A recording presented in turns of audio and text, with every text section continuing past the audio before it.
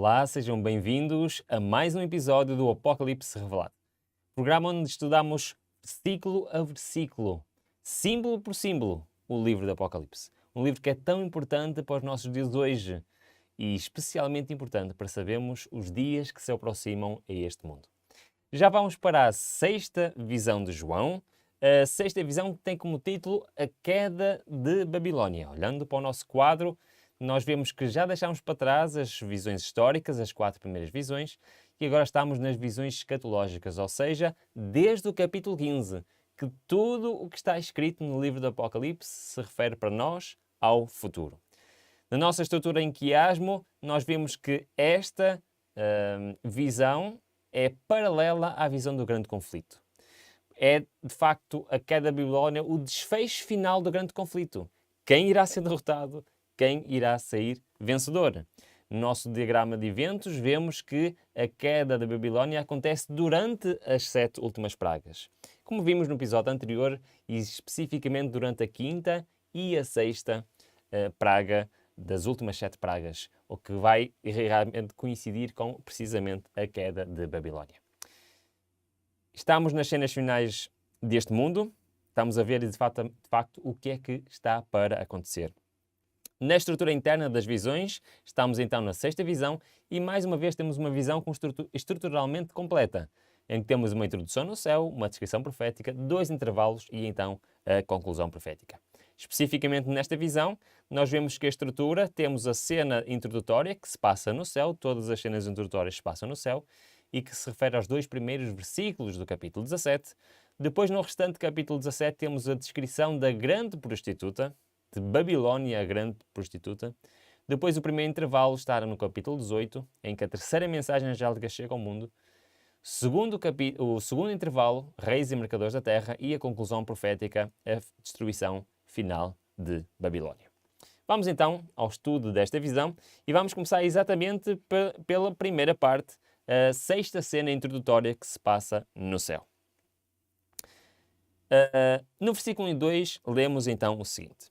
Veio um dos 7 anjos que tinham as 7 taças referendo-se à visão anterior, da visão das 7 últimas pragas, e falou comigo dizendo, vem, mostrar-te-ei a condenação da grande prostituta, que está assentada sobre muitas águas, com a qual se prostituíram os reis da terra e os que habitam sobre a terra se embriagaram com o vinho da sua prostituição.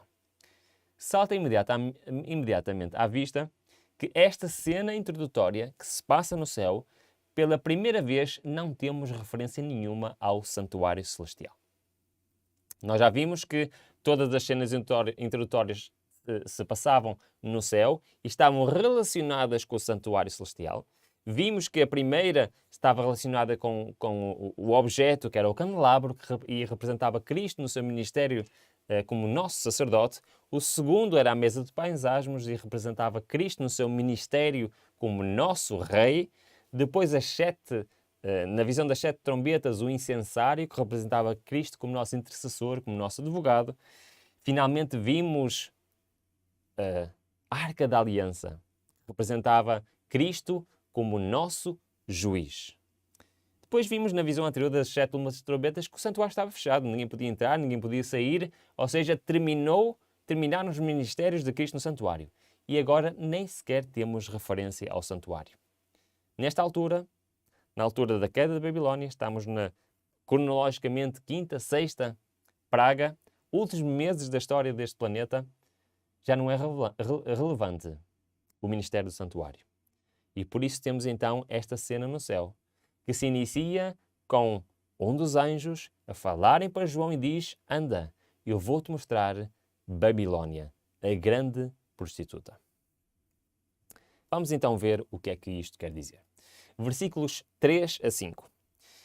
Então ele me levou em espírito a um deserto e vi uma mulher montada numa besta cor de escarlata, portanto uma besta vermelha. Mais uma vez temos esta descrição de uma besta, um animal vermelho, como tínhamos o dragão vermelho em Apocalipse 12, que estava cheia de nomes de blasfémia.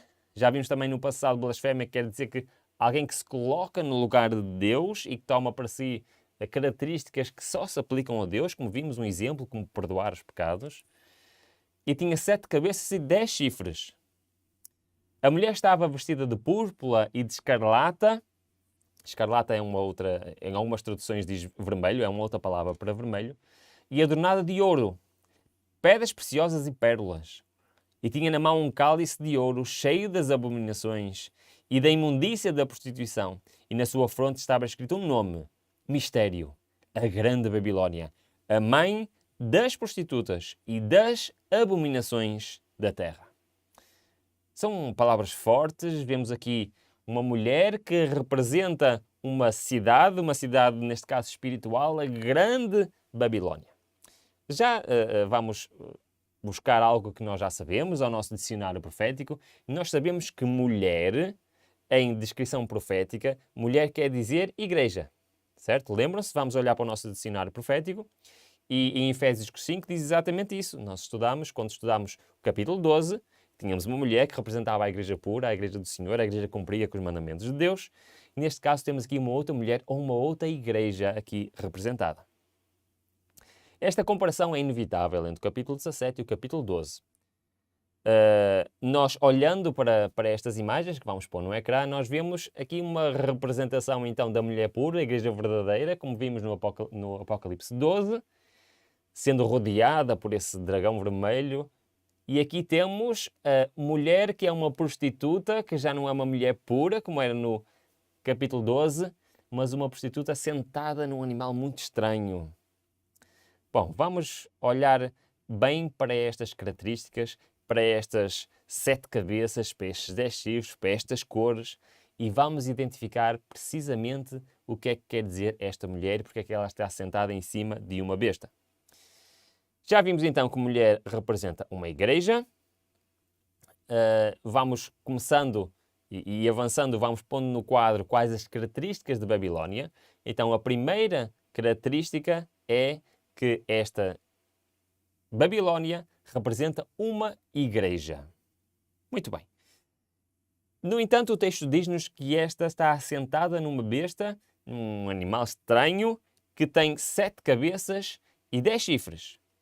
Lembram-se em Apocalipse 13, versículo 1? Apocalipse 13, versículo 1, nós vimos exatamente isto.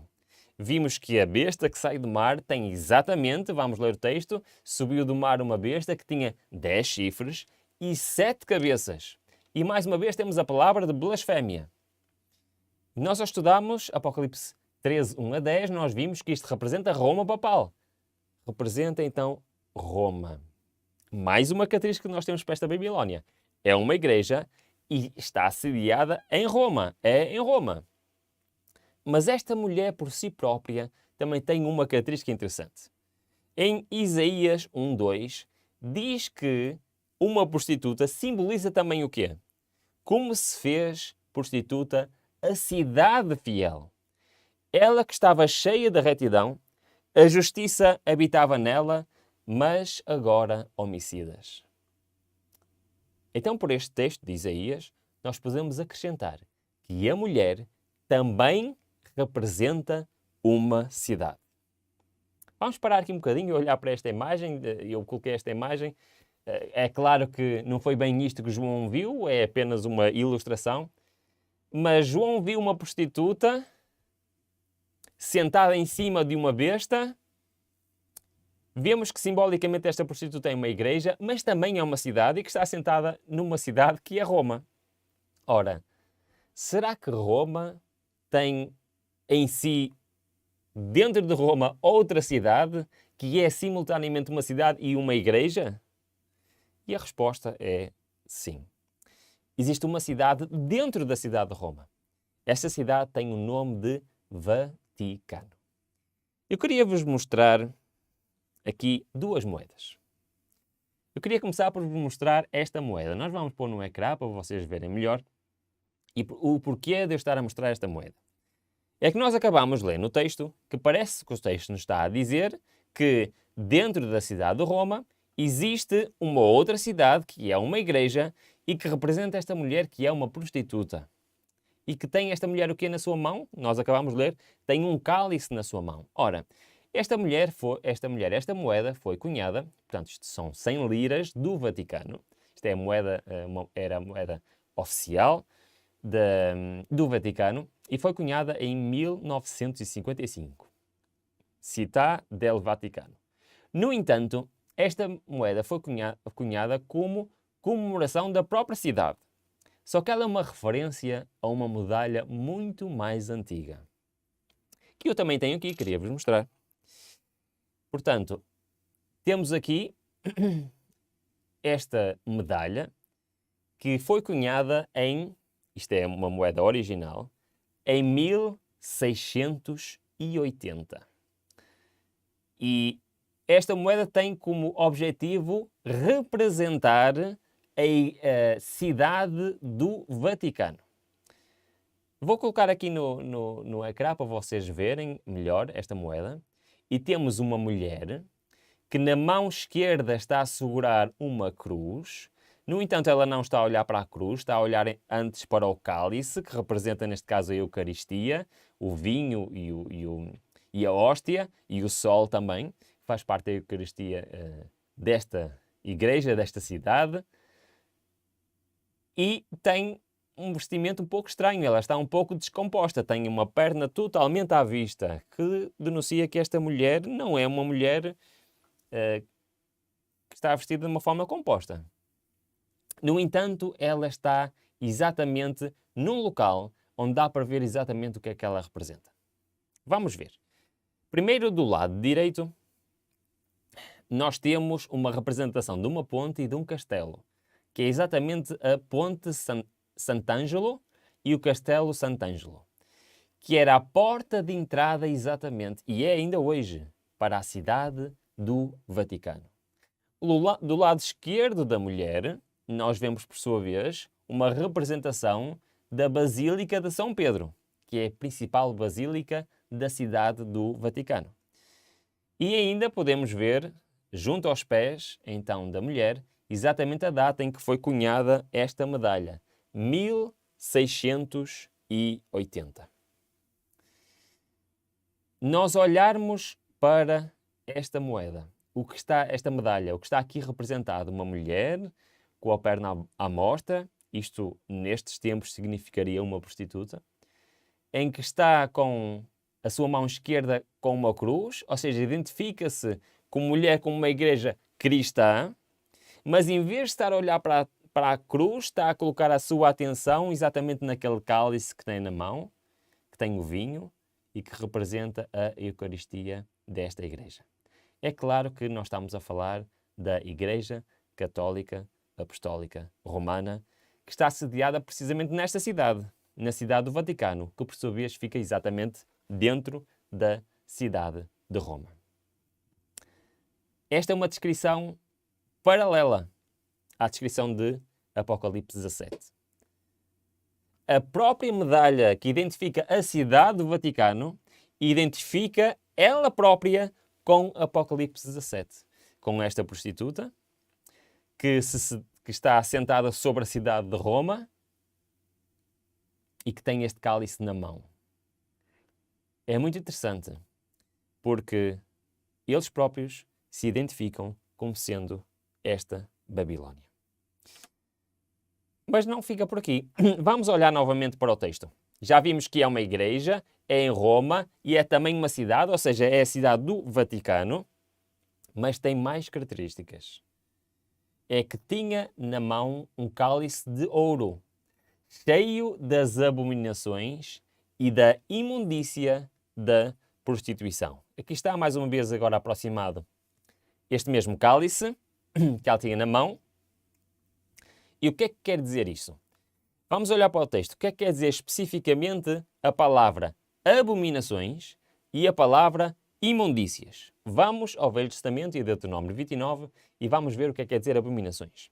Viste as suas abominações, os seus ídolos de pau e de pedra, de prata e de ouro que havia entre elas. Então, para Deus, relacionando-se com este aspecto de uma igreja, o que é uma abominação para Deus numa igreja? É ter ídolos de prata, de pau, de pedra, ter imagens de escultura. Portanto, está uma referência à idolatria. E é um facto que esta igreja fez exatamente isso. Quando no século IV e V a igreja primitiva cristã se juntou à igreja de Roma, que era uma igreja pagã, cheia de ídolos, converteu esses mesmos ídolos e nomeou-os com nomes dos pais da igreja. Júpiter passou a ser Pedro, e todos os outros nomes passaram a ser pessoas importantes e homens importantes da história da igreja. E até hoje, dentro das igrejas católicas, temos os santos, que são então esta representação de idolatria. Então, abominação, profeticamente, representa então o ter ídolos. E o que é que quer dizer imundícia? Isaías 64:6. Pois todos nós somos como o imundo. E as nossas justiças, ou seja, as nossas boas obras, como trapos de imundícia. E todos nós murchamos como a folha. E as nossas iniquidades como o vento nos arrebatam. As nossas obras, as nossas boas obras, são como trapos de imundícia. Então, imundícia representa isto mesmo, o confiar nas nossas obras em vez das obras ou na justiça de Cristo. Isto é um símbolo para mais uma doutrina desta igreja, que é a justificação pelas obras. Vamos colocar o quadro para que vemos o que é que nós já aprendemos até aqui. Nós já vemos por estas características que Babilônia é uma igreja, que é em Roma, é também uma cidade, a cidade do Vaticano, e que acredita na idolatria, acredita em ter estátuas, imagens de escultura e acredita na justificação pelas obras em vez da justificação apenas pela fé. Mas ainda existem mais características desta prostituta. Reparem. Voltando ao texto, nós vemos que esta mulher estava vestida de púrpura, escarlata, ou seja, vermelho, e adorada de ouro. Vamos analisar bem estas cores. Eu vou pôr num quadro estas cores para nós vermos. Portanto, as cores que representam aqui esta Babilônia, esta prostituta, são o púrpura, o vermelho e o ouro. Interessante. Sabem porque que isto é muito, muito interessante? Porque isto é uma referência direta aos sacerdotes do santuário do templo de Israel, do povo de Deus. Olha, vamos ler. Êxodo 28, 3-6, onde Deus deu ordens específicas como devia ser a roupa deles. Diz assim: falarás a todos os homens hábeis, a quem eu tenha enchido do espírito de sabedoria, que façam as vestes de Arão para santificá-lo, a fim de que administre o ofício sacerdotal. Estas, pois, são as vestes que farão. E lembrem-se que Cristo, na primeira visão, é o verdadeiro sacerdote. E ele, na visão, quando João ouviu na visão, viu vestido com estas roupas sacerdotais. E o que é que diz? Estas são as vestes que farão: um peitoral, um éfode, um manto, uma túnica bordada, uma mitra e um cinto. Farão, pois, as vestes sagradas para Arão, teu irmão, e para seus filhos, a fim de que me administrem o ofício sacerdotal. Agora reparem. E receberão o ouro, o azul, a púrpura, o carmesim, que é outra palavra para vermelho, e o linho fino. E farão o éfode de ouro, azul, púrpura e carmesim, e o linho fino torcido, obra de desenhista. Então vamos pôr no mesmo quadro aqui as cores. As cores desta falsa igreja, desta Babilônia, desta prostituta, é o púrpura, o vermelho e o ouro. Mas o sacerdote verdadeiro do Deus Altíssimo devia ter o púrpura, o carmesim, que é também o vermelho, o ouro e o azul. Ora, reparem, existe aqui uma diferença. O sacerdote verdadeiro devia estar vestido de púrpura, vermelho, ouro e azul, enquanto esta prostituta, esta igreja falsa, está com púrpura, vermelho e ouro. Falta a cor azul. E porquê que falta a cor azul? Vamos à Bíblia em busca de uma resposta. É que o azul tem um simbolismo fundamental no Velho Testamento. Representa algo que também falta a esta igreja. Diz o seguinte, Êxodo 24.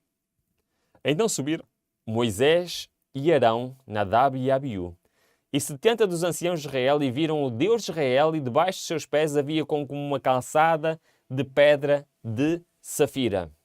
Ora, qualquer um que perceba de pedras preciosas, ou semi-preciosas, ou se pesquisarem a palavra safira, aparece uma pedra que tem uma cor extraordinária. Um azul bem forte.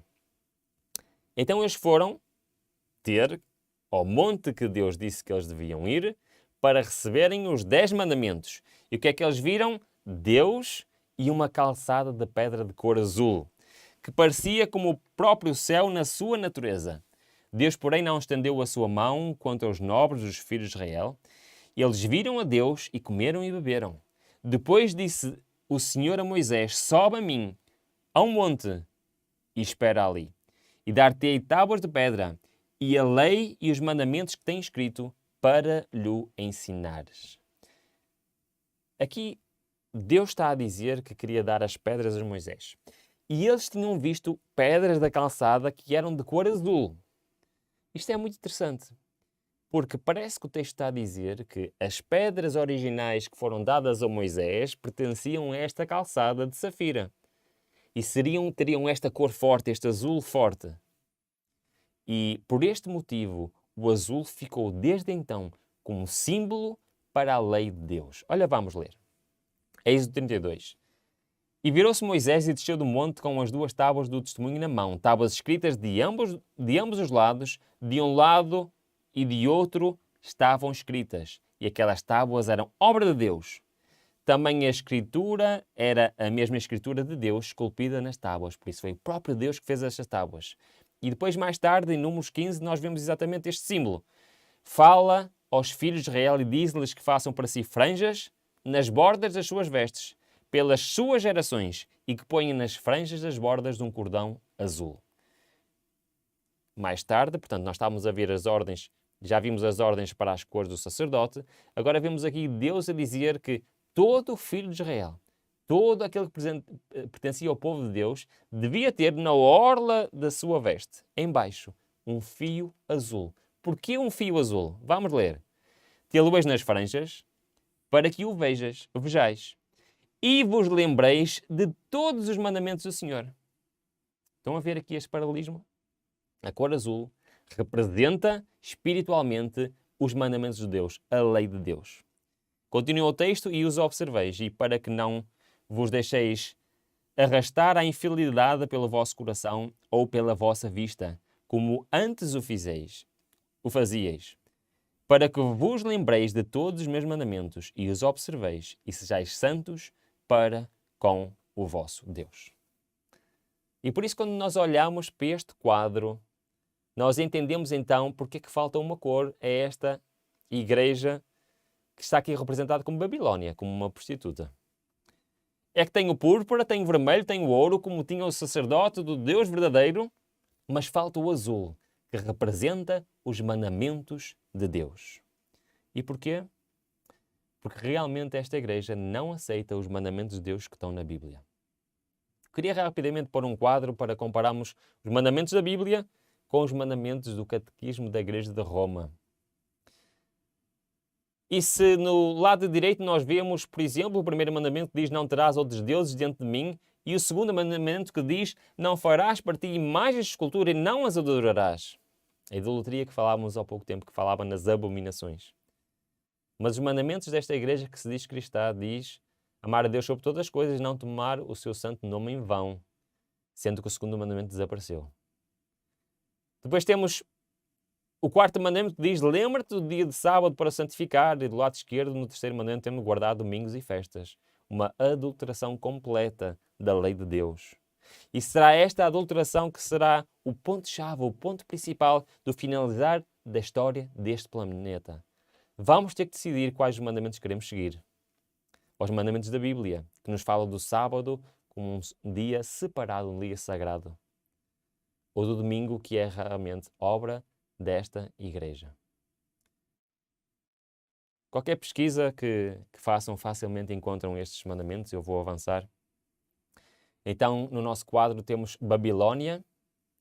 Já vimos que é uma igreja, que é em Roma, que é também uma cidade, a cidade do Vaticano, que pratica a idolatria, que acredita na justificação pelas obras e que adulterou a lei de Deus. E por isso ela não tem o azul como sua cor.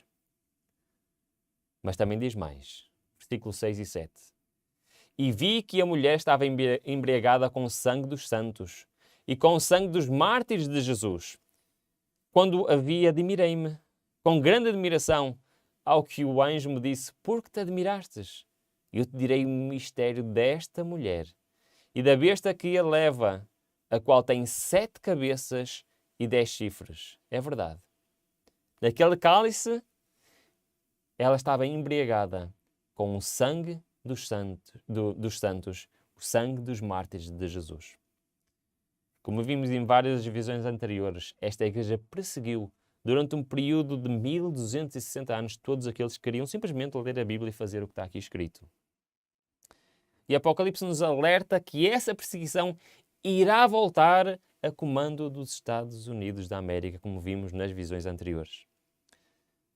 Mais então uma característica para entendermos quem é a Babilônia. Ela perseguiu e matou no passado e irá ser imitada no futuro. Apocalipse 17:8 diz-nos que a besta qual ela está assentada, a besta que viste, era e já não é, todavia está para subir do abismo e vai-se para a perdição. E os que habitam sobre a terra e cujos nomes não estão escritos no livro da vida desde a fundação do mundo se admirarão, quando virem a besta que era e já não é e que tornará a vir. Nós já tínhamos visto esta característica no capítulo 15, exatamente a ferida mortal que esta besta sofreu, e vemos que se reporta exatamente quando o general Berthier entrou no Vaticano e prendeu ao Papa e o levou cativo. Vamos reler só rapidamente Apocalipse 13 e 5 nos fala exatamente isso. Quando vi uma das suas cabeças como fora ferida de morte, mas a sua ferida mortal foi curada. Toda a terra se maravilhou, seguindo a besta, e adoraram o dragão, porque deu à besta a sua autoridade. E adoraram a besta dizendo: quem é semelhante à besta? Quem poderá batalhar contra ela? Foi-lhe dada uma boca que preferia arrogâncias e blasfémias. Novamente temos esta palavra, blasfémias. E deu-se-lhe autoridade para atuar durante 42 meses. Foi durante este período de 1260 anos, que terminou em 1798, que a supremacia católica levou a esta perseguição e terminou com o seu grande golpe que parecia fatal.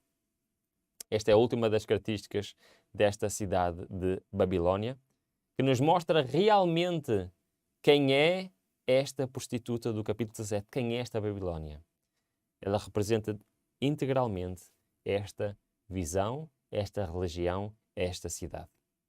Mas se houvesse alguma dúvida, o versículo 8 esclareceria de vez quem é esta Babilônia.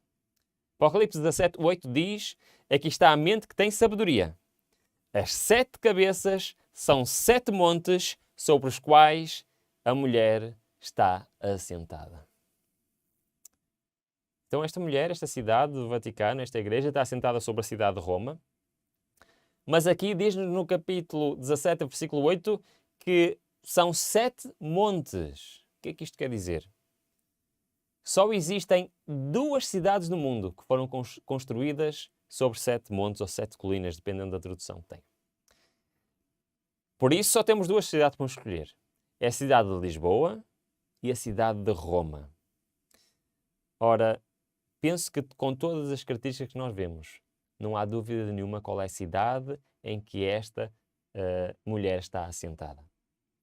Nós olhamos para o quadro, nós vemos exatamente os 7 montes sobre os quais foram construídas a cidade de Roma.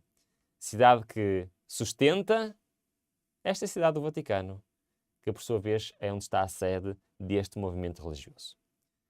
Eu queria aqui dizer que é muito importante definir que a Bíblia não está a criticar nenhum membro desta igreja. E eu também não estou aqui a criticar nenhum membro desta igreja. Ainda existe um grande número de pessoas que pertencem ao povo de Deus que hoje pertencem a esta dominação religiosa. O que a Bíblia está a dizer é que o sistema por trás, o sistema religioso por trás, é um sistema que ao longo dos séculos adulterou a palavra de Deus. Introduziu a idolatria. Introduziu a justificação pelas obras. introduziu os falsos mandamentos de Deus, perseguiu aqueles que queriam efetivamente estudar verdadeiramente a palavra de Deus e seguir os mandamentos de Deus. E Apocalipse está-nos a dizer que este sistema será finalmente desmascarado, mas que isso apenas para nós vai acontecer no futuro. Quais são as próximas cenas? O que é que vai acontecer a este sistema? O que é que vai acontecer realmente logo de seguida? Já identificamos quem é esta mulher montada numa besta, quem é esta Babilónia. Mas precisamos saber as cenas finais. Para isso eu convido para o próximo episódio, onde vamos ver realmente como será a queda de Babilónia. Até lá, que Deus nos abençoe.